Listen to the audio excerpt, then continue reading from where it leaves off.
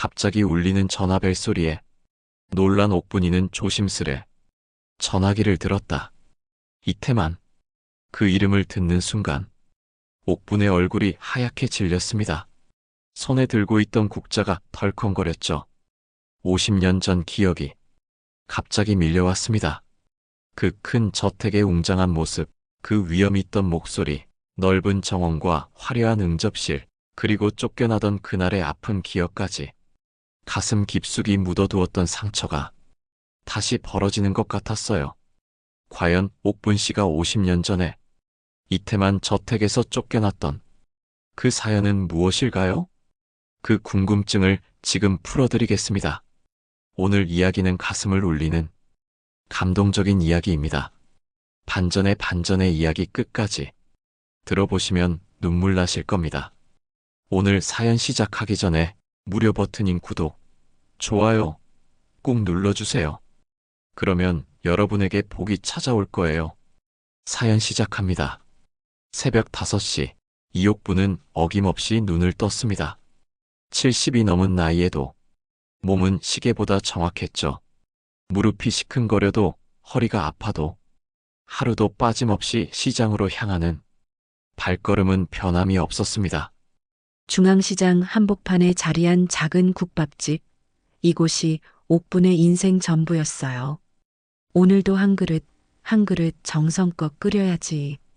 옥분은 혼잣말을 중얼거리며 낡은 앞치마를 두르고 가스레인지에 불을 켰습니다. 쌀쌀한 새벽 공기 속에서도 사골 국물 냄새가 퍼지기 시작하면 하루가 제대로 시작된다는 느낌이 들었죠. 50년 넘게 이 자리에서 국밥을 끓여온 손길은 이제 몸에 완전히 배어 있었습니다. 시장 안작은 국밥집, 겨우 6개 테이블이 전부인 이곳에서 옥분은 평생을 살아왔습니다. 붉은 벽돌로 쌓인 좁은 가게 안은 언제나 김이 모락모락 피어올랐고 벽에 걸린 낡은 메뉴판에는 국밥 5,000원이라는 글씨가 희미하게 적혀 있었죠. 젊은 시절 큰 저택에서 일했던 기억은 이제 아득한 옛날 이야기가 되어버렸습니다. 그때를 떠올리면 가슴 한구석이 아려왔어요. 20살의 어린 나이에 시골에서 올라와 태만그룹 본가에서 하녀로 일했던 시절 말입니다.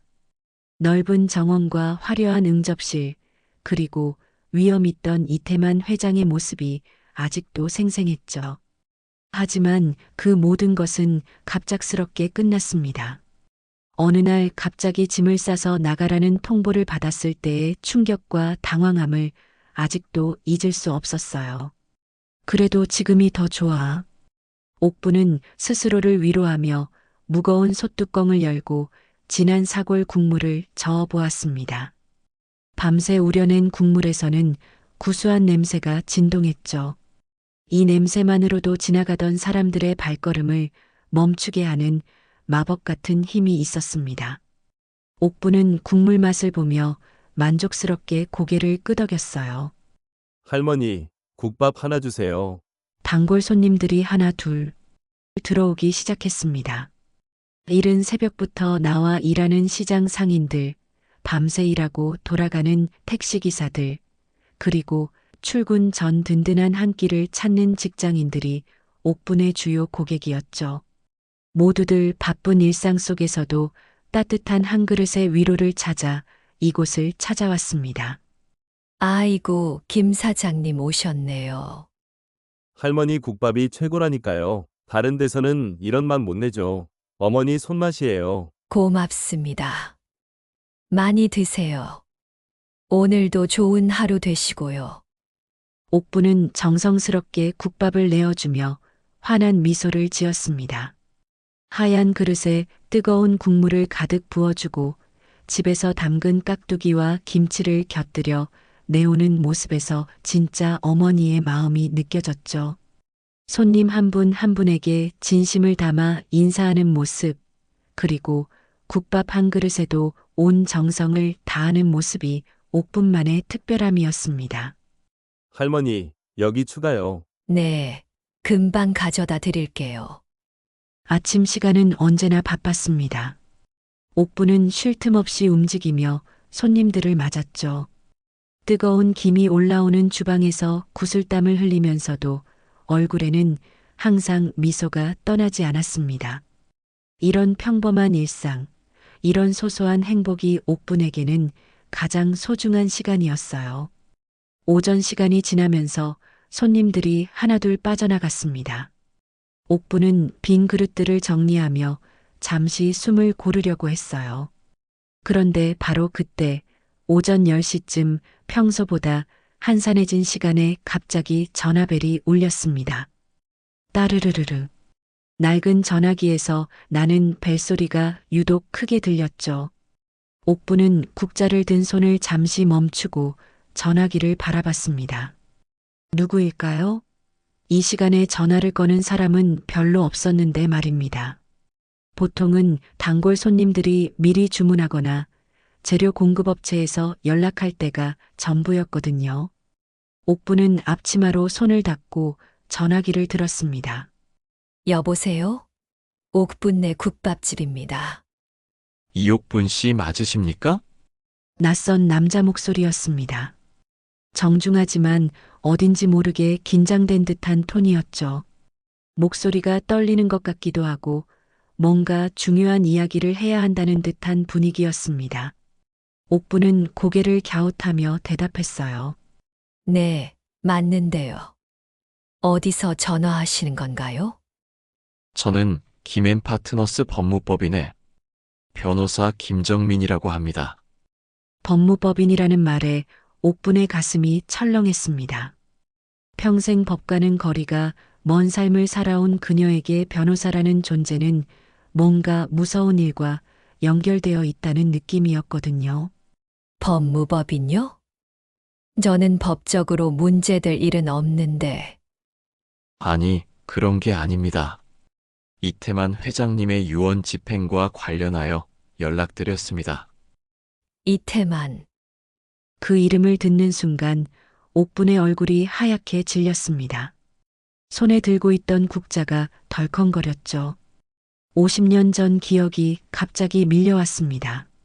그 큰 저택의 웅장한 모습, 그 위엄 있던 목소리, 넓은 정원과 화려한 응접실, 그리고 쫓겨나던 그날의 아픈 기억까지 가슴 깊숙이 묻어두었던 상처가 다시 벌어지는 것 같았어요.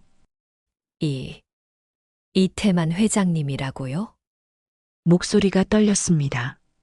옥부는 전화기를 쥔 손에 힘을 주며 겨우 말을 이어갔어요. 네. 이태만 회장님께서 지난주에 별세하셨습니다. 그 말을 듣는 순간 옥분의 마음속에는 복잡한 감정이 교차했습니다. 슬픔일까요? 안도감일까요? 아니면 허무함일까요? 그 사람이 세상을 떠났다는 소식이 이렇게 갑작스럽게 들려올 줄은 몰랐죠. 한때는 자신의 인생에서 가장 중요한 사람이었던 그 사람이 말입니다. 그런데 회장님의 유언에 따라 귀하께 중요한 자료를 전달해야 할 일이 생겼습니다. 옥부는 가슴이 두근거리기 시작했습니다. 왜 갑자기 그 사람이, 왜 지금에 와서? 수많은 의문이 머릿속을 스쳐 지나갔죠. 50년 동안 한 번도 연락이 없던 사람이 갑자기 유언에 자신을 언급했다니 도무지 믿어지지 않았습니다. 저는 그분과 아무 상관없는 사람인데요. 아마 동명이인이거나 잘못 걸린 전화인 것 같습니다.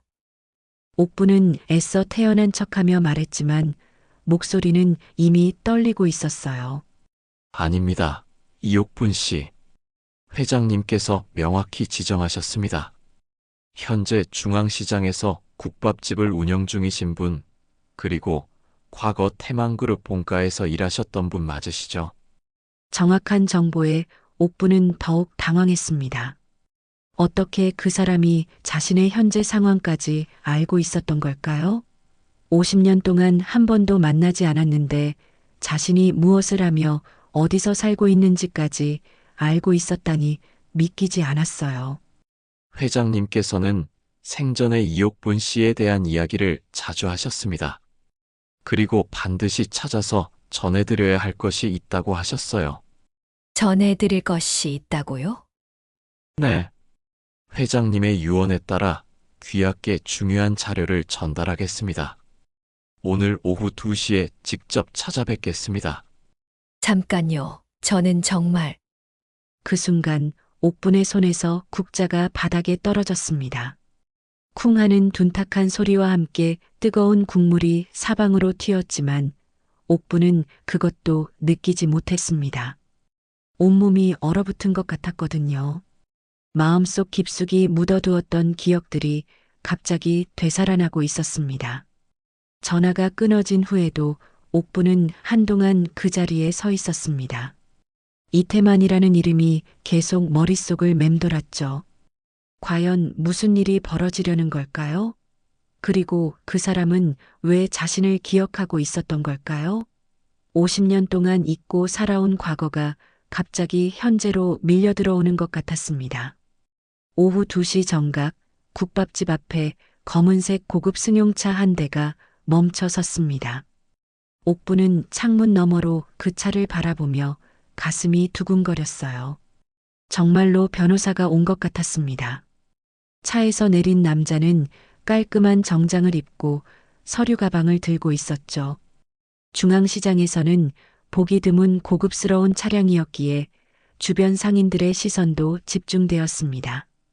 이옥분 씨이십니까? 네, 맞습니다. 변호사 김정민은 정중하게 인사를 건넸습니다. 40대 초반으로 보이는 그는 진지한 표정으로 옥분을 바라봤어요. 옥분은 떨리는 손으로 그를 가게 안으로 안내했습니다. 평소 같으면 손님을 맞는 일이 익숙했지만 오늘은 왠지 모르게 모든 것이 어색하게 느껴졌죠. 혹시 다른 손님들이 없는 조용한 곳에서 이야기할 수 있을까요? 중요한 내용이라서요. 옥부는 고개를 끄덕이며 가게 문에 잠시 자리 비운 팻말을 걸었습니다. 이런 일은 평생 처음이었죠. 50년 넘게 운영해온 국밥집을 낮에 닫는다는 것은 상상도 못했던 일이었어요. 단골 손님들이 와서 의아해할 것 같았지만 지금은 그럴 여유가 없었습니다. 김정민 변호사는 서류 가방에서 두꺼운 봉투를 꺼냈습니다. 봉투 겉면에는 이태만 회장 유언 관련 자료 마이너스 극비라고 빨간 글씨로 적혀 있었어요. 옥부는 그 글씨를 보며 다시 한번 현실감을 느꼈습니다. 정말로 이태만과 관련된 일이 벌어지고 있다는 것을 말이죠. 먼저 신분증을 확인하겠습니다. 본인이 맞는지 확인해야 하거든요. 옥부는 지갑에서 신분증을 꺼내 건넸습니다. 변호사는 신분증을 꼼꼼히 확인한 후 고개를 끄덕였어요. 이옥분 생년월일 1951년 3월 15일 맞습니다. 회장님께서 별세하시기 전에 작성하신 유언장입니다. 이옥분 씨에 관한 내용이 포함되어 있습니다.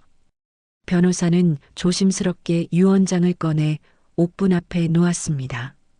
고급스러운 종이에 정성스럽게 쓰인 글씨가 눈에 들어왔어요.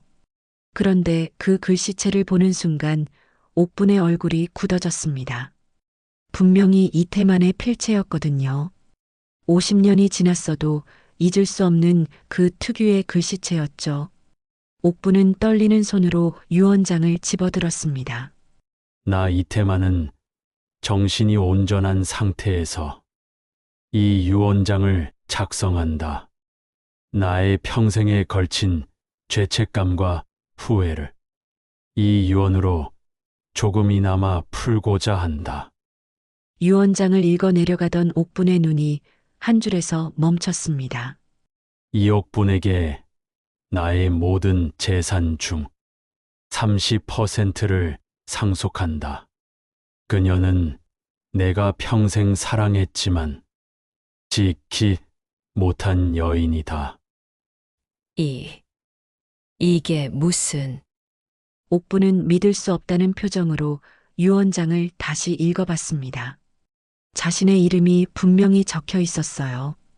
그것도 평생 사랑했던 여인이라는 표현과 함께 말입니다. 가슴이 쿵쾅거렸죠. 아니에요. 이건 말이 안 됩니다. 옥부는 격렬하게 고개를 저었습니다. 유언장을 테이블 위에 내려놓으며 뒤로 물러섰어요. 이태만 그 양반이 날 기억할 리 없어요. 난 그 집에서 쫓겨난 하녀였을 뿐이에요. 50년 전 일인데 무슨 사랑이라는 거예요. 옥분의 목소리에는 분노와 당황이 섞여 있었습니다. 과거의 아픈 기억들이 되살아나고 있었거든요. 그리고 그 양반은 이미 부인이 있었어요. 정식으로 결혼한 부인 말입니다. 이옥분 씨, 잠시만요. 김정민 변호사는 다시 서류 가방을 뒤져 또 다른 서류를 꺼냈습니다. 이번에는 더욱 공식적인 도장이 찍힌 서류였어요. 사실 더 충격적인 서류가 있습니다. 변호사의 목소리가 더욱 진지해졌습니다. 옥부는 불안한 마음으로 그를 바라봤어요. 이것은 혼인신고서입니다.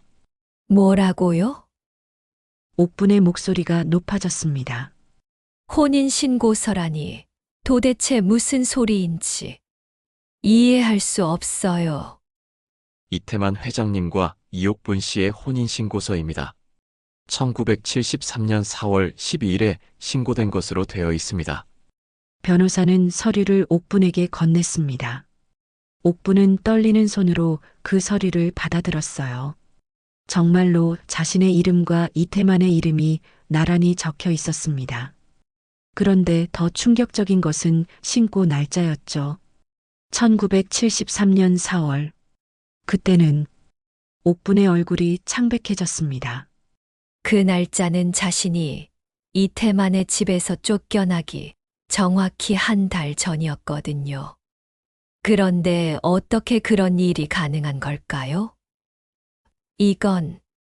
이건 거짓말이에요. 옥분의 목소리가 떨렸습니다. 혼인신고서를 보며 과거의 기억들이 떠올랐어요. 그때 이태만은 이미 결혼한 상태였습니다.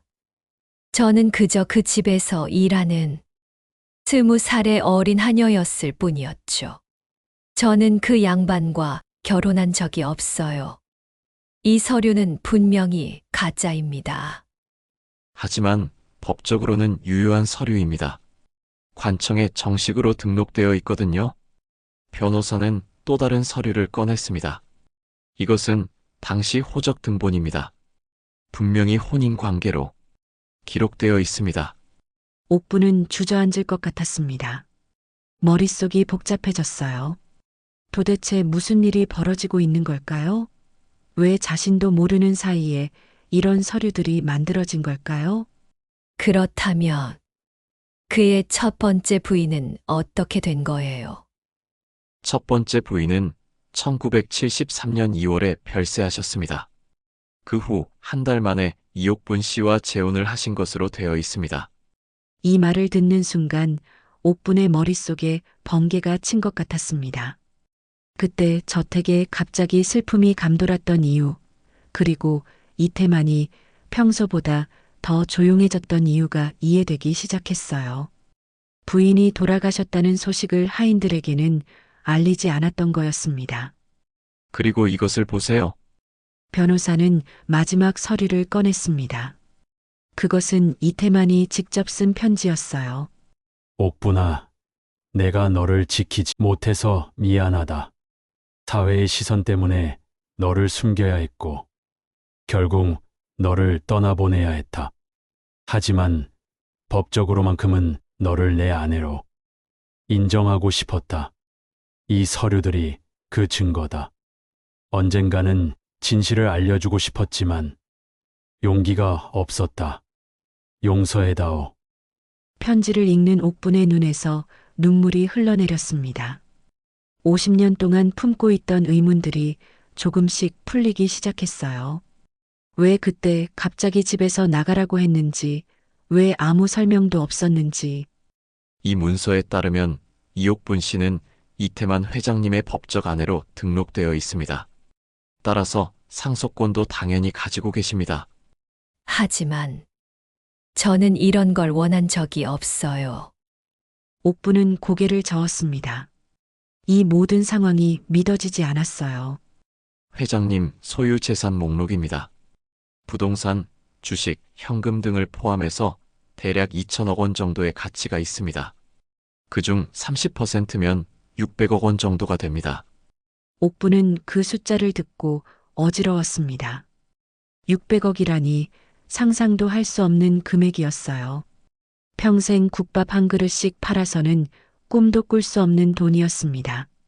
바로 그때 옥분의 휴대폰이 울렸습니다. 화면에는 도연이라는 이름이 떠 있었어요. 옥분의 손자였습니다. 할머니 지금 어디세요? 가게에 왔는데 문이 닫혀 있네요. 혹시 몸이 아프세요? 아, 도현아. 할머니가 지금 좀. 옥부는 말을 잇지 못했습니다. 이 복잡한 상황을 어떻게 설명해야 할지 막막했어요. 전화를 끊고 나서 옥부는 변호사를 바라봤습니다. 오늘은 여기까지 하죠. 저도 생각할 시간이 필요해요. 하지만 마음 한구석에서는 이상한 느낌이 들었습니다. 이 모든 것이 너무 완벽하게 준비된 것 같다는 생각이 들었거든요. 변호사가 떠난 지 사흘이 지났습니다. 옥부는 그동안 국밥집 일을 하면서도 마음이 계속 복잡했어요. 이태만의 유언장과 혼인신고서, 그리고 그 엄청난 유산 이야기가 머릿속을 떠나지 않았습니다. 정말로 자신이 법적으로 그의 아내였다는 게 사실일까요? 할머니 요즘 많이 심각해 보이세요. 손자 도연이 국밥집에 들러 걱정스럽게 말했습니다. 28살의 도연은 대학에서 법학을 전공했고 지금은 작은 법무법인에서 일하고 있었어요. 옥분에게는 유일한 가족이나 다름없는 존재였죠. 아니야, 괜찮다. 그저 나이가 들어서 그런가 보다. 옥부는 애써 웃으며 도연 앞에 따뜻한 국밥을 내어놓았습니다. 변호사가 당부했던 대로 이 일에 대해서는 아무에게도 말하지 않고 있었어요. 그런데 바로 그날 저녁 TV 뉴스에서 충격적인 소식이 전해졌습니다. 태만그룹 이태만 회장의 장례식이 오늘 서울 강남구 대형 장례식장에서 엄수되었습니다. 재계 인사들과 정치인들이 대거 참석한 가운데 옥부는 설거지하던 손을 멈추고 TV 화면을 바라봤습니다. 50년 만에 보는 이태만의 영정 사진이 화면에 떠올랐어요. 젊었을 때보다 많이 늙었지만 여전히 위험 있는 모습이었습니다. 특히 고인의 양녀로 알려진 정서윤 씨가 상주로서 장례를 주관했는데 그때 화면에 한 여인이 나타났습니다. 30대 초반으로 보이는 아름다운 여성이었어요. 검은 한복을 입고 차분한 표정으로 조문객들에게 인사하는 모습이 고상해 보였습니다. 정서윤 씨는 고아원 출신으로 이태만 회장이 어린 시절부터 키워온 것으로 알려져 있습니다. 옥분의 가슴이 쿵쾅거렸습니다. 정서윤이라는 이름을 들어본 적이 없었거든요. 이태만에게 양녀가 있었다는 것도 처음 알았습니다. 다음 날 아침 옥부는 변호사 김정민에게 전화를 걸었습니다. 어제 뉴스에서 본 정서윤이라는 분은 누구인가요? 아, 그분 말씀이시군요. 정서윤 씨는 회장님의 양녀입니다. 어린 시절부터 회장님 댁에서 자랐죠. 그럼 유산은 그 분이 받는 것 아닌가요? 그래서 문제가 복잡해진 겁니다. 정서윤 씨도 유언장에 언급되어 있거든요. 김정민 변호사의 목소리가 무거워졌습니다. 사실 내일 모든 관련자들이 모이는 자리가 있습니다. 유언 공개식이라고 할까요? 이옥분 씨도 참석하셔야 합니다. 옥부는 가슴이 두근거렸습니다. 정서윤과 만나게 된다는 것이 두려우면서도 궁금했어요. 이틀 후 옥부는 태만그룹 본사 건물에 들어섰습니다. 50년 만에 다시 찾은 그곳은 완전히 달라져 있었어요. 예전의 저택은 사라지고 거대한 사무용 빌딩이 들어서 있었습니다. 최고층 회의실에는 이미 여러 사람들이 모여 있었습니다. 정서윤도 그 중에 있었어요. 옥분이 들어서자 모든 시선이 그녀에게 집중되었습니다. 이분이 이옥분 씨입니다. 김정민 변호사가 소개했습니다. 옥분은 어색하게 인사를 건넸어요. 안녕하세요. 정서윤이 옥분을 찬찬히 바라봤습니다. 그녀의 눈에는 의아함과 경계심이 섞여 있었어요. 처음 뵙겠습니다. 저는 정서윤입니다. 아버님께서, 아니 회장님께서 생전에 이옥분 씨에 대한 말씀을 하신 적이 없는데요. 정서윤의 목소리는 차갑고 날카로웠습니다. 옥분은 위축되는 기분이었어요. 저도 잘 모르겠습니다. 갑자기 연락이 와서. 그럼 이제 유언장을 공개하겠습니다. 김정민 변호사가 정식 유언장을 펼쳤습니다. 회의실은 숨소리도 들리지 않을 만큼 조용해졌어요. 이태만은 정신이 온전한 상태에서 다음과 같이 유언한다.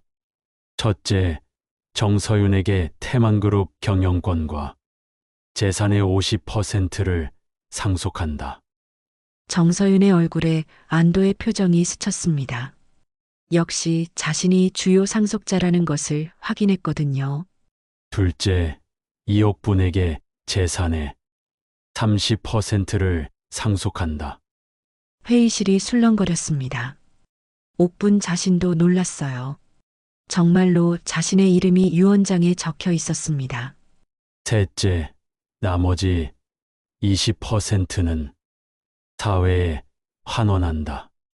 유언장 낭독이 끝나자 정서윤이 벌떡 일어났습니다. 이건 말이 안 됩니다. 아버님께서, 회장님께서 그런 유언을 남기실 리 없어요. 정서윤의 목소리가 떨렸습니다. 그녀는 옥분을 향해 날카로운 시선을 보냈어요. 이분이 누구시길래 30%나 받는다는 건가요? 저는 어린 시절부터 회장님을 아버지로 모시고 살았는데 유언장에는 그 이유도 명시되어 있습니다. 김정민 변호사가 유언장의 다른 부분을 읽기 시작했습니다. 이옥분은 나의 법적 배우자이며 평생 사랑했지만 지키지 못한 여인이다. 늦었지만 그녀에게 마땅한 몫을 돌려주고자 한다. 정서윤의 얼굴이 창백해졌습니다. 법적 배우자라고요? 그게 무슨 말입니까?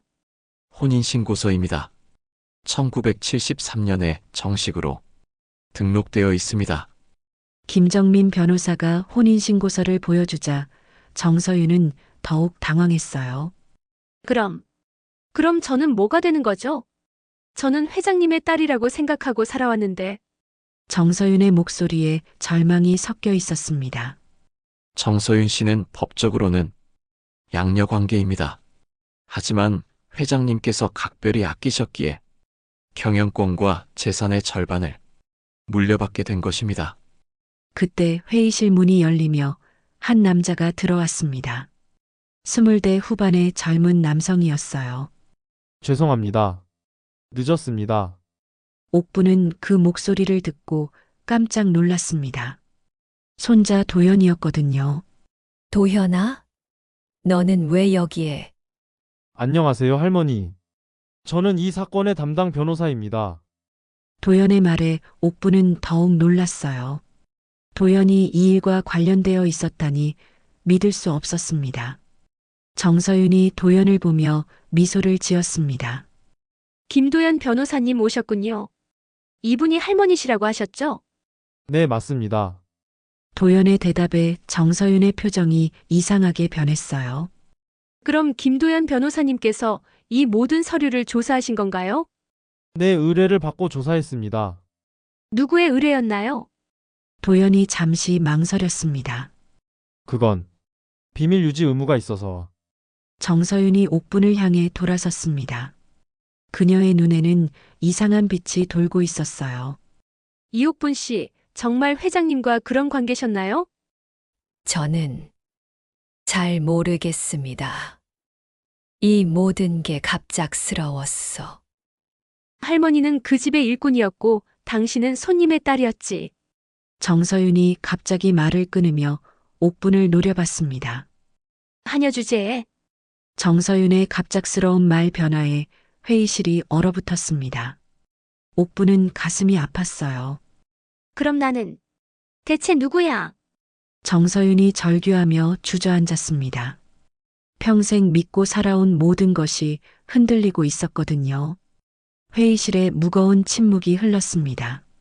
정서윤은 주저앉은 채 어깨를 떨고 있었고 옥부는 그런 그녀를 바라보며 마음이 아팠어요.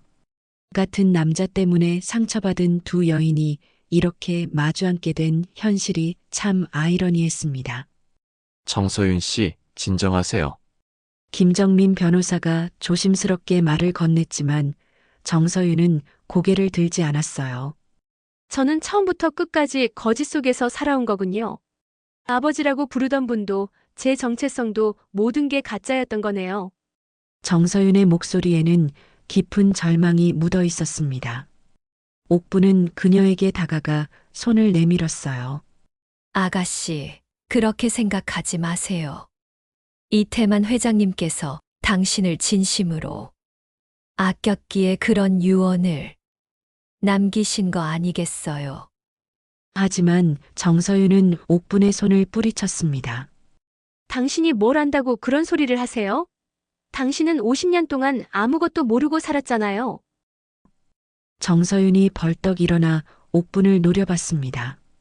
그녀의 눈에는 분노와 질투, 그리고 깊은 상처가 뒤섞여 있었어요. 이 모든 게 당신 때문이에요. 당신이 나타나지 않았다면 저는 계속 행복하게 살 수 있었을 텐데. 정서윤 씨 감정적으로 행동하지 마세요. 도연이 나서서 정서윤을 진정시키려 했지만 그녀는 듣지 않았어요. 김도연 변호사님도 처음부터 이 일에 관련되어 있었던 거죠? 할머니를 도와서 이 모든 걸 계획한 건 아니에요?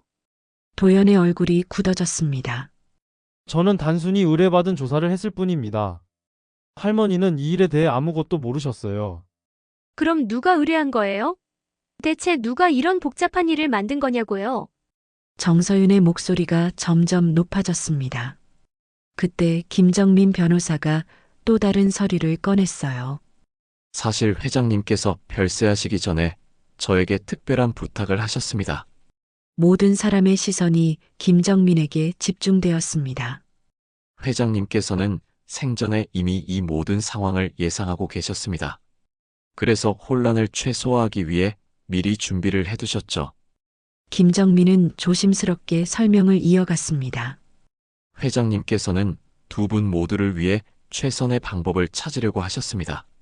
정서윤 씨에게는 경영권과 함께 안정적인 미래를, 이옥분 씨에게는 지난 50년간의 보상을 주고 싶어 하셨어요. 옥분이 고개를 저었습니다. 저는 보상 같은 건 바라지 않았어요. 그냥 조용히 살고 싶을 뿐이에요. 하지만 법적으로는 이미 효력이 발생한 상태입니다. 김정민이 공식 문서들을 테이블 위에 펼쳐놓았습니다. 이것은 태만그룹 지분 명세서입니다. 현재 회사 가치는 약 2천억 원으로 평가됩니다. 옥부는 그 숫자를 보고 현기증이 났습니다. 너무나 큰 돈이라 실감이 나지 않았어요. 그리고 이것은 부동산 목록입니다. 강남의 빌딩 3채, 제주도 리조트, 그리고 여러 지역의 토지들이 포함되어 있습니다. 정서윤이 그 서류들을 보며 입술을 꽉 깨물었습니다. 평생 자신의 것이라고 생각했던 것들이 이제 남의 손으로 넘어간다고 생각하니 견딜 수 없었어요. 이 모든 게 진짜라면 정서윤이 떨리는 목소리로 말했습니다. 제가 지금까지 살아온 삶은 대체 뭐였던 거죠? 아버지라고 부르며 살았던 그 시간들은 옥분이 정서윤을 안쓰럽게 바라봤습니다. 그녀도 어쩌면 이태만 때문에 상처받은 또 다른 피해자일지도 몰랐어요. 정서윤 씨, 당신이 받은 사랑까지 가짜는 아니었을 거예요. 이태만 회장님께서 당신을 진심으로 딸처럼 아꼈기에 이런 유언을 남기신 거 아니겠어요? 딸처럼이요? 진짜 딸이 아니라 딸처럼이었다는 거죠. 정서윤의 목소리에 원망이 가득했습니다. 그럼 저는 평생 가짜로 살아온 거네요. 가짜 딸, 가짜 상속자, 가짜 가족. 그때 도연이 입을 열었습니다. 정서윤 씨 혹시 회장님께서 생전에 이옥분 할머니에 대한 이야기를 한 적이 있나요? 정서윤이 잠시 생각에 잠겼습니다. 그런 게 있었던 것 같기도. 아, 그러고 보니 아버님께서 가끔 혼자 있을 때 옥분이라는 이름을 중얼거리신 적이 있었어요. 옥분의 가슴이 쿵쾅거렸습니다. 이태만이 자신을 기억하고 있었다는 증거였거든요.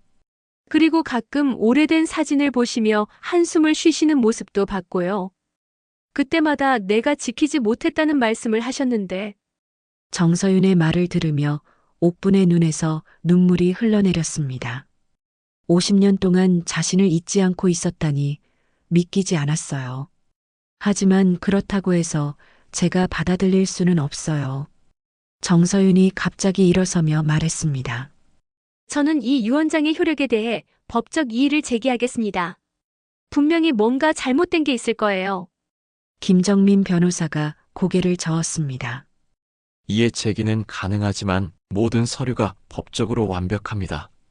승소 가능성은 희박해 보입니다. 그래도 시도는 해봐야죠. 저는 이렇게 포기할 수 없어요. 정서윤이 가방을 챙기며 일어섰습니다. 이옥분 씨, 당신이 정말로 아버님의 부인이었는지는 모르겠지만 저는 끝까지 싸울 거예요. 제가 지금까지 살아온 삶을 지키기 위해서라도요. 정서윤이 회의실을 나가려는 순간 옥분이 그녀를 불렀습니다. 정서윤 씨, 잠깐만요. 정서윤이 문가에서 돌아봤습니다. 만약 정말로 이 모든 게 사실이라면 저는 그 돈이 필요하지 않아요. 당신이 가져도 됩니다. 정서윤의 눈이 크게 떠졌습니다. 뭐라고요? 저는 지금까지 국밥집에서 만족하며 살아왔어요. 갑자기 큰 돈이 생긴다고 해서 행복해질 것 같지 않아요. 정서윤이 옥분을 의아하게 바라봤습니다. 이런 반응은 전혀 예상하지 못했거든요. 당신, 정말 그런 말을 하는 거예요? 600억이 넘는 돈을 포기한다는 거예요? 돈보다 소중한 게 있어요. 마음의 평안이죠. 옥분의 진심 어린 말에 정서윤은 잠시 말을 잇지 못했습니다. 하지만 법적으로는 이미 결정된 사항입니다. 김정민 변호사가 끼어들었습니다. 당사자들이 합의한다고 해서 유언장의 효력이 사라지는 건 아닙니다. 도연도 고개를 끄덕였습니다. 할머니 마음은 이해하지만 이건 단순한 문제가 아니에요. 세무 문제, 법적 절차 등 복잡한 일들이 많이 남아 있어요. 정서윤이 옥분을 다시 한번 자세히 바라봤습니다. 이 나이 든 여인에게서 진정성을 느꼈거든요. 당신, 정말 특이한 분이네요. 보통 사람이라면 이런 기회를 놓치지 않을 텐데. 저는 보통 사람이에요. 다만 욕심이 없을 뿐이죠. 정서윤은 복잡한 표정으로 회의실을 나갔습니다. 그녀의 마음속에는 분노와 혼란, 그리고 옥분에 대한 묘한 호감이 뒤섞여 있었어요. 회의실에 남은 사람들도 각자 복잡한 심정이었습니다. 이 문제가 쉽게 해결될 것 같지 않다는 걸 모두가 느끼고 있었거든요. 회의가 끝나고 집으로 돌아온 옥분은 마음이 무거웠습니다. 정서윤의 절망에 찬 모습이 계속 떠올랐거든요. 그녀도 어쩌면 이태만 때문에 상처받은 또 다른 피해자였을지도 모른다는 생각이 들었어요. 할머니, 오늘 정말 고생 많으셨어요. 도연이 옥분을 집까지 바래다주며 말했습니다. 옥분은 손자를 바라보며 복잡한 마음이었어요. 도연이 이 일에 관련되어 있었다는 것이 아직도 믿어지지 않았습니다. 도현아, 정말로 내가 이 모든 서류를 조사한 거니? 네, 할머니. 의뢰를 받고 조사했어요. 누구의 의뢰였는지 말해줄 수 없니?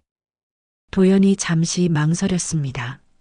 그의 표정에 뭔가 숨기고 있는 것 같은 기색이 보였어요. 할머니 지금은 말씀드리기 어려워요. 조금만 더 기다려 주세요. 옥부는 고개를 끄덕였지만 마음 한구석에 의문이 남았습니다. 왜 도연이 이렇게 비밀스럽게 행동하는 걸까요? 며칠이 지나고 옥부는 평상시처럼 국밥집 일을 하고 있었습니다. 그런데 점심시간 즈음에 예상치 못한 손님이 나타났어요. 바로 정서윤이었습니다. 어서 오세요. 옥부는 정중하게 인사했지만 정서윤의 표정은 어둡기만 했어요. 국밥 한 그릇 주세요. 정서윤이 구석 테이블에 앉으며 말했습니다. 옥부는 따뜻한 국밥을 끓여내어 주었어요. 맛있게 드세요. 정서윤은 국밥을 한 숟가락 떠먹고 나서 놀란 표정을 지었습니다. 정말 맛있네요. 이런 맛은 처음이에요. 고맙습니다. 오랫동안 끓여온 사골 국물이라 그래요. 두 사람은 잠시 조용히 있었습니다. 정서윤이 먼저 입을 열었어요. 이옥분 씨, 궁금한 게 있어요. 정말로 회장님과 어떤 관계였나요? 옥부는 잠시 망설이다가 진실을 말하기로 했습니다. 저는 그 집에서 일하는 하녀였어요. 20살 때부터 3년 동안 일했죠. 그뿐이에요? 글쎄요. 사실 저도 잘 모르겠어요. 그 양반이 저를 어떻게 생각했는지는. 옥분의 목소리가 작아졌습니다. 과거의 기억들이 아직도 애매하고 복잡했거든요. 그럼 왜 갑자기 그 집을 나가게 된 거예요? 어느 날 갑자기 짐을 싸서 나가라고 하더라고요. 이유도 설명해 주지 않고. 정서윤이 국밥을 다 먹고 나서 자리에서 일어났습니다. 고맙습니다. 정말 맛있었어요. 그녀가 가게를 나가려는 순간 옥분이 불렀습니다. 정서윤 씨, 혹시 시간 되시면 가끔 들르세요. 혼자 사는 것 같은데 따뜻한 국밥 한 그릇이라도. 정서윤의 눈에 잠시 눈물이 고였습니다. 오랜만에 진심 어린 따뜻함을 느꼈거든요. 감사합니다. 그날 저녁 도연이 옥분의 집을 찾아왔습니다. 평소와 달리 표정이 심각했어요. 할머니 말씀드릴 게 있어요. 뭔데 그렇게 심각하게. 도연이 서류 가방에서 여러 문서들을 꺼냈습니다. 옥부는 그 서류들을 보고 놀랐어요. 이태만과 관련된 서류들이었거든요. 할머니 사실 저는 처음부터 이 사건에 대해 알고 있었어요. 뭐라고? 옥분의 목소리가 높아졌습니다. 의뢰인은 정서윤 씨였습니다. 옥부는 믿을 수 없다는 표정으로 도연을 바라봤어요. 정서윤 씨가 왜? 정서윤 씨는 회장님이 돌아가시기 전부터 뭔가 이상한 낌새를 눈치챘대요. 회장님이 자꾸 할머니 이름을 언급하시고 뭔가 숨기는 것 같다고 느꼈다고 하더라고요. 도연은 조심스럽게 설명을 이어갔습니다. 그래서 미리 조사를 의뢰한 거였어요. 혹시나 해서 말이죠. 그럼 너는 처음부터 정서윤 편이었다는 거니? 옥분의 목소리에 실망이 묻어 있었습니다. 아니에요, 할머니. 제가 조사하면서 알게 된 사실들이 너무 충격적이었어요. 정말로 할머니가 이태만 회장의 법적 부인이었다는 것을 말이에요. 도연이 책상 서랍에서 또 다른 서류를 꺼냈습니다. 옥부는 그것을 보고 더욱 놀랐어요. 이건 뭐니? 유언장 초안이에요. 여러 버전이 있었는데 이것은 처음 버전입니다. 옥부는 떨리는 손으로 그 서류를 받아들었습니다. 거기에는 충격적인 내용이 적혀 있었어요. 이옥분에게 모든 재산을 상속한다. 이게 무슨 뜻이니? 처음에 회장님은 할머니에게 모든 것을 주려고 하셨던 것 같아요. 하지만 여러 번 수정을 거쳐서 지금의 유언장이 나온 거죠. 도연의 설명에 옥부는 더욱 혼란스러웠습니다. 그럼 정서윤이는 이걸 알고 있었던 거니? 아니요. 이 부분은 정서윤 씨도 모르세요. 제가 조사 과정에서 발견한 거거든요. 그럼 왜 나한테 말하지 않았니? 도연이 고개를 숙였습니다. 사실 저는 고민이 많았어요. 할머니를 위한 게 뭔지 모르겠더라고요. 그때 도연의 휴대폰에 메시지가 왔습니다. 그는 메시지를 확인하고 얼굴이 굳어졌어요. 할머니 잠깐 나갔다 올게요. 급한 일이 생겼어요. 도연이 서둘러 나가고 나서 옥부는 혼자 남아 복잡한 생각에 잠겼습니다. 도연이 왜 이렇게 이상하게 행동하는지 이해할 수 없었어요. 다음 날 아침 옥부는 국밥집에서 평상시처럼 일하고 있었습니다. 그런데 정서윤이 다시 나타났어요. 이번에는 표정이 많이 달라 보였습니다. 이옥분 씨, 김도연 변호사와 얘기해 봤어요. 네, 그 사람이 제게 모든 걸 털어놨어요. 자신이 저의 의뢰를 받고 조사했지만 조사 과정에서 당신 편으로 마음이 기울었다고 하더라고요. 옥부는 놀라서 정서윤을 바라봤습니다. 그리고 이것도 보여주더라고요. 정서윤이 가방에서 서류를 꺼냈습니다. 그것은 도연이 어제 보여준 것과 같은 유언장 초안이었어요. 이게 진짜 회장님의 마지막 뜻이었던 것 같아요. 당신에게 모든 걸 주려고 하셨던 거죠. 옥부는 고개를 저었습니다. 저는 그런 걸 원하지 않아요. 하지만 김도연 변호사는 다르게 생각하는 것 같아요. 정서윤의 목소리에 의미심장한 톤이 있었습니다. 무슨 뜻인가요? 그 사람이 제게 제안을 했어요. 이대로만 가면 우리 둘 다 원하는 걸 얻을 수 있다고. 옥분의 가슴이 쿵쾅거렸습니다. 도현이 뭔가 계획하고 있었다는 뜻인가요? 그 사람 정체가 뭔지 아세요? 정서윤이 옥분을 직시하며 말했습니다. 김도연은 단순한 변호사가 아니에요. 그는 이 모든 일을 뒤에서 조종하고 있는 사람이에요. 정서윤의 충격적인 말을 들은 옥부는 며칠 동안 잠을 제대로 이루지 못했습니다. 자신이 그토록 믿었던 손자 도연이 자신을 속이고 있었다는 생각에 가슴이 아팠어요. 정말로 도연이 이 모든 일을 조종하고 있는 걸까요? 그날 저녁 도연이 평소처럼 국밥집에 들렀습니다. 옥부는 그를 보며 복잡한 심정이었어요. 할머니 국밥 한 그릇 주세요. 그래, 앉아라. 옥부는 애써 평정을 유지하며 따뜻한 국밥을 끓여내어 주었습니다. 도연은 맛있게 국밥을 먹으면서도 뭔가 불안해하는 기색이 보였어요. 도현아, 할머니가 물어볼 게 있다. 네, 할머니. 뭔데요? 이 서류들, 옥부는 도연이 어제 놓고 간 서류들을 테이블 위에 올려놓았습니다.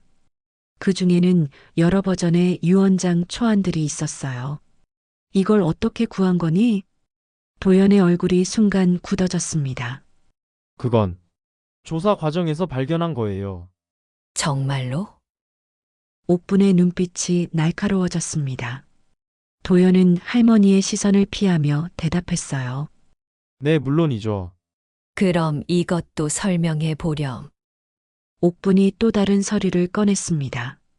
그것은 도연의 필체로 쓰인 메모였어요. 정서윤에게 전달 -1차 유언장 초안 숨김. 2차 계획 진행 필요. 도연의 얼굴이 창백해졌습니다. 할머니 이건 이걸 어떻게 설명할 거니? 옥분의 목소리가 떨렸습니다. 손자가 자신을 배신했다는 현실을 받아들이기 어려웠거든요. 할머니 제가 설명할게요.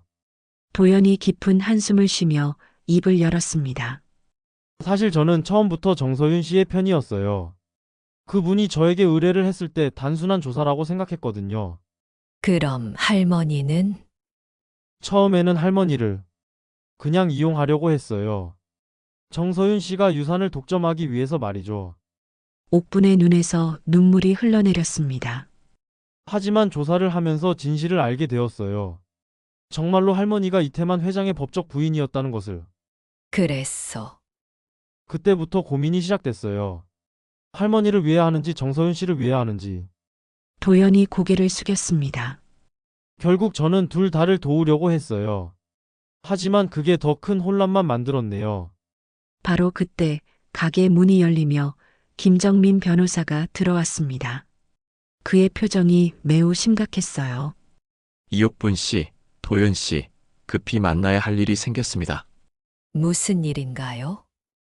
이태만 회장의 개인 금고에서 새로운 자료가 발견되었습니다. 김정민 변호사의 말에 두 사람 모두 놀랐어요. 개인 금고요. 네. 회장님께서 별세하신 후 한 달이 지나야 열리도록 설정해 놓으신 특수 금고였습니다. 오늘 드디어 열렸어요. 옥분과 도연은 서둘러 변호사를 따라 태만그룹 본사로 향했습니다. 정서윤도 이미 와 있었어요.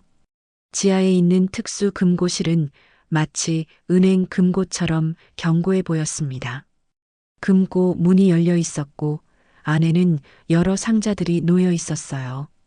이것들이 전부입니다. 김정민 변호사가 금고 안의 물건들을 하나씩 꺼냈습니다. 오래된 사진들, 편지들, 그리고 하얀색 USB 하나가 있었어요. 이 USB에 뭔가 중요한 내용이 들어있을 것 같습니다. 변호사가 노트북에 USB를 연결하자 화면에 폴더 하나가 나타났습니다. 옥분에게라는 제목이었어요. 영상 파일이 있네요.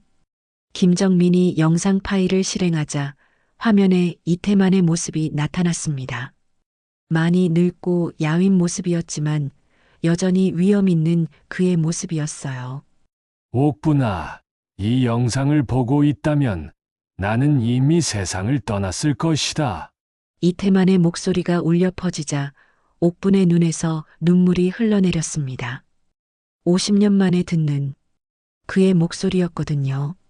내가 너에게 하고 싶었던 말들이 너무 많다. 하지만 평생 용기가 없었다. 이제라도 늦지 않았기를 바라며 이 영상을 남긴다. 영상 속 이태만이 계속 말을 이어갔습니다. 너를 사랑했다. 20살의 어린 너를 보는 순간부터 마음을 빼앗겼다. 하지만 당신의 처지로는 너를 지킬 수 없었다. 옥분이 흐느끼기 시작했습니다. 정서윤과 도연도 숙연한 표정으로 영상을 바라봤어요. 내 첫 번째 부인이 세상을 떠났을 때 나는 너와 정식으로 결혼하고 싶었다. 그래서 혼인신고를 했다. 하지만 사회의 시선과 가문의 압력 때문에 너를 공개적으로 내 부인이라 할 수 없었다. 그래서 너를 멀리 보낼 수밖에 없었다. 그것이 너를 위한 일이라고 생각했다. 하지만 그것은 내 평생의 실수였다. 이태만의 목소리에 후회가 가득했습니다. 옥분아, 내 인생의 가장 큰 실수는 너를 숨기려 했던 것이다. 너는 내 진짜 아내였고, 내가 진심으로 사랑한 유일한 여인이었다. 영상이 계속되었습니다. 그래서 내 모든 유산은 너에게 가야 마땅하다. 서윤이에게는 미안하지만 그 아이도 이해해 줄 것이라 믿는다. 정서윤이 울음을 터뜨렸습니다. 자신이 알고 있던 아버지의 모습과는 전혀 다른 면을 보게 된 것이었어요. 하지만 내가 원하지 않는다면 억지로 받을 필요는 없다. 너는 언제나 내 마음속에 있었고 그것만으로도 충분하다. 영상의 마지막 부분에서 이태만이 카메라를 향해 깊이 고개를 숙였습니다. 옥분아, 사랑한다. 그리고 미안하다. 영상이 끝나고 금고실은 깊은 침묵에 빠졌습니다. 모두가 각자의 생각에 잠겨 있었어요. 도연이 먼저 입을 열었습니다. 할머니 죄송합니다. 그는 옥분 앞에 무릎을 꿇었어요. 제가 정말 잘못했습니다. 할머니를 이용하려고 했던 제 자신이 부끄럽습니다. 도연의 눈에서 눈물이 흘러내렸습니다. 처음에는 정서윤 씨를 도우려고 했지만 조사하면서 할머니의 진실을 알게 되었어요. 그런데 저는 갈팡질팡하면서 두 분 모두에게 상처를 드렸습니다. 도현아, 옥분이 손자의 머리를 쓰다듬었습니다. 이제는 제가 할머니를 제대로 지킬게요. 더 이상 혼란스럽게 하지 않겠습니다. 정서윤도 옥분에게 다가왔습니다. 이옥분 씨, 정말 죄송해요. 저도 처음에는 당신을 의심했고 심지어 적대시했어요. 괜찮아요, 아가씨. 이제야 알겠어요. 아버님께서, 회장님께서 진정으로 사랑하신 분이 누구였는지 말이에요. 정서윤이 고개를 깊이 숙였습니다. 앞으로는 제가 당신을 진짜 어머니처럼 모시겠어요. 금고실에서 나오면서 김정민 변호사가 말했습니다. 이제 모든 진실이 밝혀졌습니다. 앞으로의 일들은 차근차근 정리해 나가면 될 것 같습니다. 옥부는 복잡한 마음으로 고개를 끄덕였습니다. 이태만의 마지막 메시지를 들으니 마음 한편이 뭉클했지만 동시에 이 모든 일들이 어떻게 정리될지 막막하기도 했어요. 이태만의 마지막 영상을 본 후 며칠이 지났습니다. 옥부는 그동안 깊은 고민에 빠져 있었어요. 이태만의 진심을 확인했지만 여전히 그 거대한 유산을 받아들이기가 어려웠습니다. 무엇보다 정서윤이 받을 상처가 걱정되었거든요. 도현아, 할머니가 결정한 게 있다. 국밥집에서 도연과 마주 앉은 옥분이 조심스럽게 말을 꺼냈습니다. 네, 할머니. 무슨 결정이세요? 나는 그 유산을 정서윤에게 모두 양도하려고 한다. 도연이 깜짝 놀라며 수저를 떨어뜨렸습니다. 쿵 하는 소리가 조용한 가게 안에 울렸어요. 할머니, 그게 무슨 말씀이세요? 이태만 회장님의 마지막 유언을 들으셨잖아요.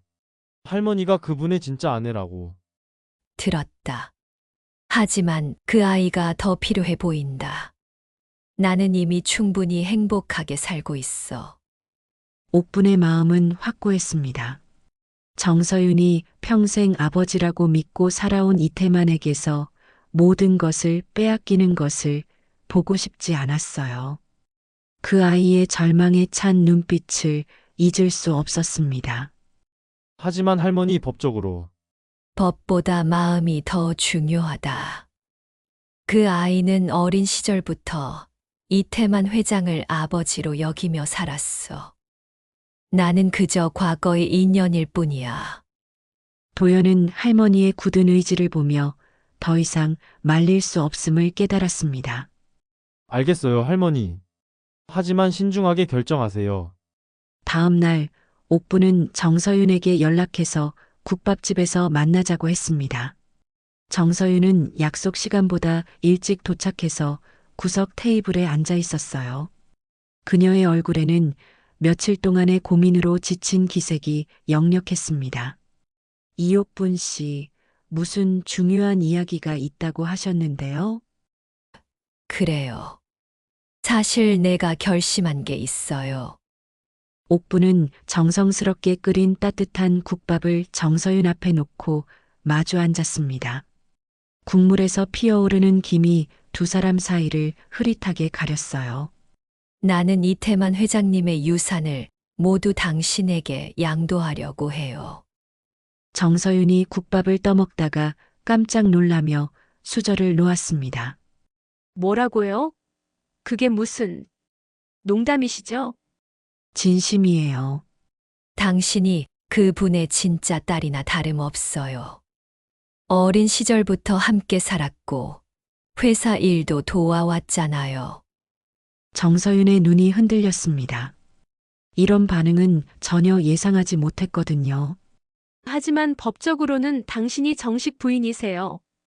그리고 회장님의 마지막 유언도 들었잖아요. 법적인 것보다 마음이 더 중요해요. 나는 이미 50년 동안 내가 원하는 삶을 살았어요. 하지만 당신은 달라요.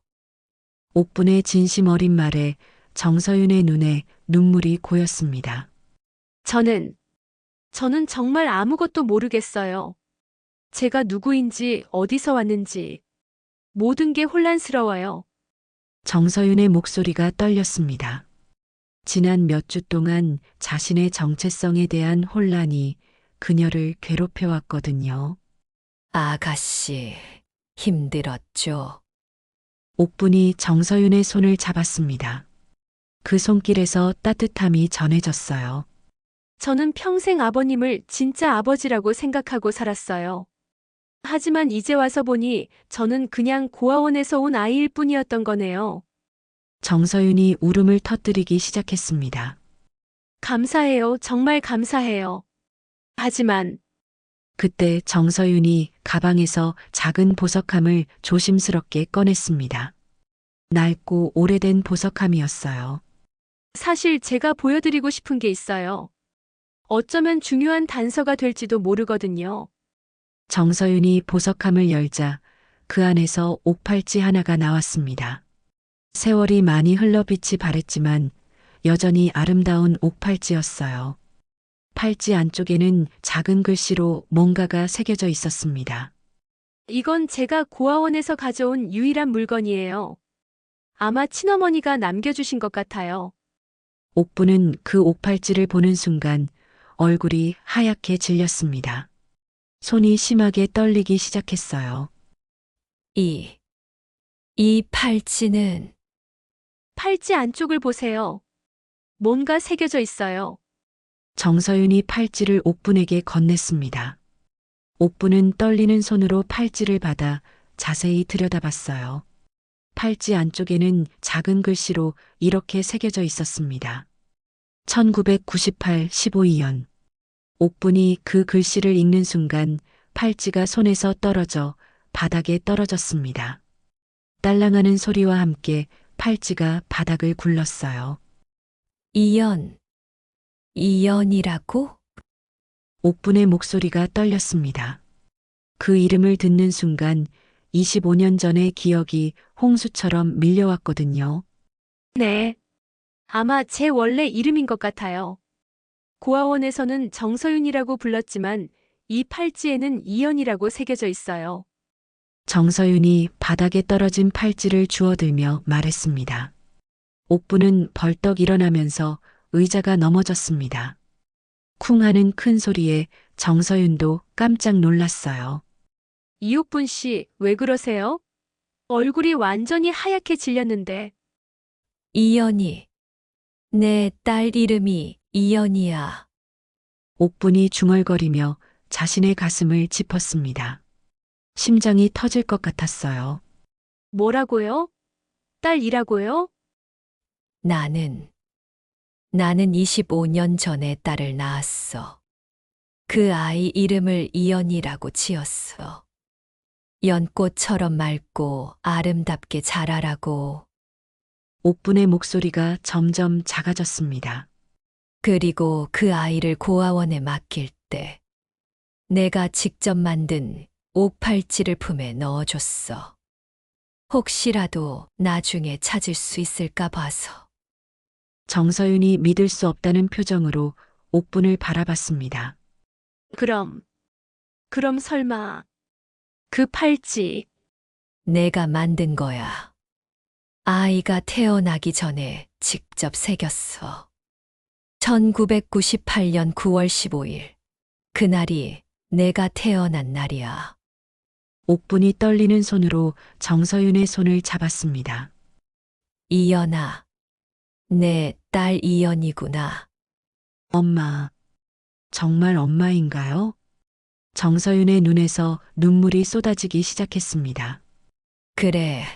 내가 내 엄마야. 25년 동안 매일매일 그리워했던 내 딸. 두 사람은 서로를 껴안고 목 놓아 울었습니다. 25년 만에 만난 모녀의 재회였어요. 엄마 왜 저를 고아원에. 미안해, 이연아. 그때는 어쩔 수 없었어. 미혼모라는 편견 때문에. 그리고 내 아버지와의 관계도 복잡했고. 옥분이 딸을 더욱 꽉 껴안았습니다. 그럼 이태만 회장님이 제 친아버지세요? 그래. 그분이 내 아버지야. 우리가 헤어진 후에 너를 고아원에서 데려오신 거구나. 그분도 너를 찾고 계셨던 거야. 바로 그때 가게 문이 급하게 열리며 도연이 뛰어들어왔습니다. 그는 두 사람이 껴안고 울고 있는 모습을 보고 놀란 표정을 지었어요. 할머니 무슨 일이에요? 왜 이렇게 도현아, 큰일이야. 이 아이가 정서윤이가 내 딸이야. 도연도 믿을 수 없다는 표정으로 두 사람을 번갈아 봤습니다. 정말요? 어떻게 그런 일이? 옥분과 정서윤은 도연에게 방금 일어난 모든 상황을 자세히 설명했습니다. 옥팔지의 비밀, 이연이라는 이름, 그리고 25년 전의 이야기까지 모든 것을 말이에요. 정말 놀라운 일이네요. 그럼 이제 진짜 가족이 되신 거네요. 도연이 감동 어린 표정으로 말했습니다. 그래. 이제 우리는 진짜 가족이야. 옥부는 딸 이연정 서윤과 손자 도연을 바라보며 지금까지 살면서 가장 행복한 표정을 지었습니다. 돈이나 유산 같은 것은 전혀 중요하지 않았어요. 평생 그리워했던 딸을 다시 찾았다는 것만으로도 세상을 다 가진 기분이었습니다. 이연아, 이제 내 진짜 이름을 되찾은 거야. 네, 엄마. 저는 이제 이연이에요. 엄마의 딸 이연이요. 세 사람은 서로를 껴안으며 감격의 눈물을 흘렸습니다. 운명이 만들어낸 기적 같은 만남이었어요. 딸을 찾은 지 한 달이 지났습니다. 옥부는 매일 아침 눈을 뜰 때마다 이 모든 것이 꿈이 아닌지 확인했어요. 이연이가 자신의 딸이라는 사실, 그리고 이태만이 평생 자신을 사랑했다는 진실까지. 50년을 국밥집에서 살아오면서 이런 기적을 꿈꿔본 적이 있었을까요? 엄마, 오늘도 일찍 일어나셨네요. 이연이가 국밥집으로 들어오며 환하게 웃었습니다. 이제는 정서윤이 아닌 본래 이름인 이연으로 불리는 것이 자연스러워졌어요. 그녀는 회사 일을 정리하고 매일 어머니를 도우러 왔습니다. 이연아, 내가 이런 일까지 할 필요 없어. 회사 일이 더 중요하잖니. 아니에요, 엄마. 저는 엄마와 함께 있는 이 시간이 가장 소중해요. 이연이 앞치마를 두르며 말했습니다. 처음에는 서툴렀지만 이제는 제법 국밥을 끓이는 것도 배웠어요. 할머니, 이모 안녕하세요. 도연도 출근 전에 들러 인사를 했습니다. 이제 이연을 이모라고 부르는 것이 자연스러워졌어요. 도현아, 오늘도 고생 많다. 국밥 한 그릇 먹고 가거라. 네, 할머니 손맛을 못 잊겠어요. 세 사람은 아침마다 이렇게 함께 시간을 보냈습니다. 평범해 보이지만 이들에게는 세상에서 가장 소중한 순간들이었어요. 그런데 며칠 전부터 옥부는 고민이 하나 있었습니다. 이태만의 유산 문제였어요. 법적으로는 모든 절차가 완료되어 자신과 이연이 공동 상속자가 되었지만 정작 옥분의 마음은 편하지 않았습니다. 이연아, 엄마가 생각해 본 게 있어. 점심시간이 끝나고 한가해진 국밥집에서 옥분이 이연에게 말을 꺼냈습니다. 뭔데요, 엄마? 그 유산 말이야. 엄마는 그냥 여기서 계속 국밥집을 하고 싶어? 이연이 깜짝 놀라며 어머니를 바라봤습니다. 엄마, 그게 무슨 말씀이세요? 50년을 이 자리에서 살아왔는데 갑자기 큰 집으로 이사 가고 싶지 않아. 여기가 내 집이야. 옥분의 목소리에는 확신이 있었습니다. 하지만 엄마, 이제는 편하게 사셔도 되는데. 편한 게 뭔지 아니? 매일 아침 일찍 일어나서 정성껏 국물 끓이고 손님들 맞이하는 게 편한 거야. 그게 내 삶이었고 앞으로도 그럴 거야. 이연은 어머니의 말을 듣고 마음이 뭉클했습니다. 이제야 진정한 부자가 무엇인지 알겠다는 생각이 들었어요. 그럼 저도 엄마와 함께 할게요. 회사는 전문 경영인에게 맡기고요. 이연아, 너까지 그럴 필요는. 아니에요, 엄마. 제가 정말 하고 싶은 일이에요. 20년 넘게 잃어버렸던 시간을 되찾고 싶어요. 바로 그때 국밥집 문이 열리며 김정민 변호사가 들어왔습니다. 그의 손에는 서류 봉투가 들려 있었어요. 이옥분 씨, 이연 씨, 마지막 서류 처리가 끝났습니다. 고맙습니다, 변호사님. 그런데 우리가 결정한 게 있어요. 옥분이 김정민에게 자신들의 결정을 설명했습니다. 유산의 대부분을 사회에 환원하고 자신들은 국밥집을 계속 운영하겠다는 뜻을 전했어요. 정말 놀라운 결정이시네요. 하지만 그래도 최소한의 생활비는 우리는 이미 충분히 부자예요. 이연이 어머니의 손을 꼭 잡으며 말했습니다. 진짜 부자는 마음이 따뜻한 사람이라고 엄마가 가르쳐 주셨거든요. 김정민 변호사도 감동한 표정을 지었습니다. 그럼 이태만 회장님도 하늘에서 기뻐하실 것 같습니다. 몇 주 후 국밥집 앞에는 새로운 간판이 걸렸습니다. 이옥분 대표 국밥집 마이너스 진심은 식지 않는다. 간판 아래에는 작은 글씨로 이런 문구가 적혀 있었어요. 모녀가 함께 끓이는 사랑의 국밥. 개업식 날 많은 사람들이 찾아왔습니다. 오래된 단골 손님들부터 이 이야기를 들은 새로운 손님들까지 국밥집은 그 어느 때보다 붐볐어요. 할머니, 국밥 정말 맛있어요.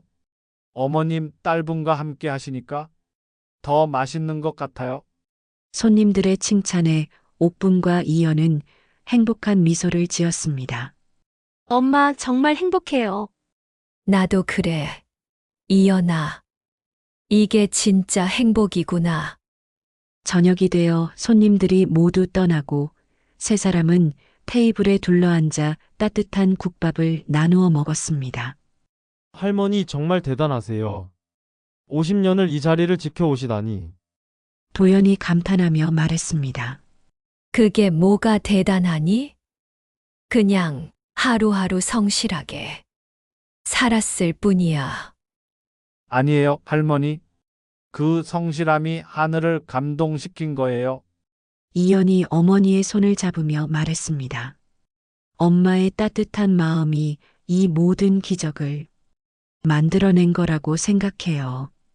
신분도 되찾고 25년 동안 마음에 품고 살았던 딸도 찾게 되고 이것이 착하게 살아온 보답인 것 같아요.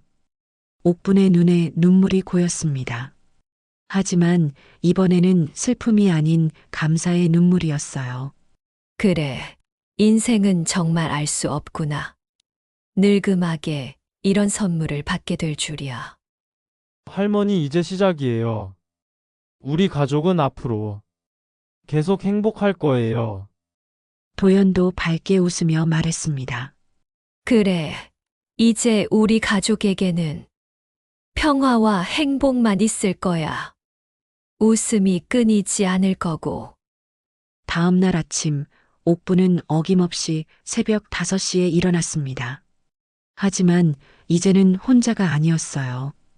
이연도 함께 일어나 국물을 끓이는 일을 도왔습니다. 엄마, 오늘은 뭔가 국물 맛이 더 진한 것 같아요. 그래, 아마 행복해서 그런가 보다. 두 사람은 함께 웃었습니다. 국밥집 안은 따뜻한 웃음소리로 가득했어요. 첫 손님이 들어왔습니다. 어제도 왔던 단골 손님이었어요. 어머님, 오늘도 국밥 한 그릇 부탁드려요. 정말 이 집 국밥만큼 맛있는 곳이 없어요. 고맙습니다. 많이 드세요. 옥분이 정성껏 국밥을 내어주며 환한 미소를 지었습니다. 이연도 옆에서 깍두기와 김치를 정갈하게 준비해서 내어주었어요. 어머님, 따님과 함께 하시니까 보기 좋아요. 진짜 가족의 정이 느껴져요. 손님의 말에 옥분과 이연은 서로를 바라보며 미소를 지었습니다. 네, 저희는 정말 행복한 가족이에요. 이연이 대답했습니다. 국밥집 창문으로 따뜻한 햇살이 들어왔습니다. 그 햇살은 마치 하늘에서 내려주는 축복처럼 느껴졌어요. 옥부는 그 햇살을 바라보며 마음속으로 이태만에게 감사 인사를 전했습니다. 고마워요.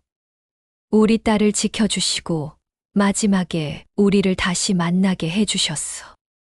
그날 하루도 국밥집은 손님들의 웃음소리와 따뜻한 대화로 가득했습니다. 옥분과 이연 그리고 도연까지 이들의 행복한 일상은 앞으로도 계속될 것 같았어요. 저녁 무렵 세 사람은 다시 한번 함께 앉아 저녁을 먹었습니다. 정말 완벽한 하루였어요. 이연이 만족스럽게 말했습니다. 매일매일이 이렇게 행복했으면 좋겠어요. 그럴 거야, 이연아. 우리는 이제 진짜 가족이니까. 옥분이 딸과 손자를 바라보며 미소를 지었습니다. 그렇게 이옥분 내 가족의 새로운 시작이 펼쳐졌습니다. 50년간 한결같이 따뜻한 마음으로 살아온 옥분에게 하늘이 내린 가장 큰 선물이었어요. 앞으로도 옥분이네 국밥집에는 웃음이 끊이지 않을 것이고 행복한 이야기들이 계속 만들어질 것입니다. 오늘 이야기 어떠셨나요? 감동적이지 않나요? 진정한 부자는 마음이 따뜻한 사람이라는 것을 일깨워주는 감동적인 이야기였습니다. 마음이 움직이셨다면 좋아요, 구독, 알림 설정까지 해주시면 매일 따끈한 이야기를 들으실 수 있습니다. 더 깊은 이야기로 다시 찾아올게요.